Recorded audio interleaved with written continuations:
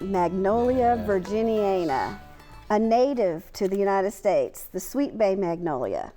It is zones 5 through 9, height of 20 to 30 feet. Now, that's in its native habitat, which is some of the further south from here, and the coastal states, it can get 50 feet plus. Wow, that's pretty so, size. I mean, it just depends on where it's at. But they have beautiful lemon-scented flowers when they bloom in the late spring or the early summer. Nice to have near your patio or something to be able to smell them.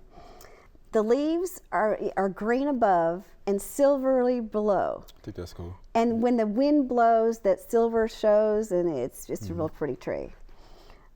It can withstand very wet conditions, very, very wet. So if you have an area that needs a wet conditioned tree in it, this is it. In fact, this is what's planted out front here at WKNO because it's very, very wet out there. Right. Very wet conditions. So this tree lives well there. Right. And in some areas, in some cultivars, it will stay evergreen, but not all of them. Just some cultivars will stay evergreen. Wow, that was quick.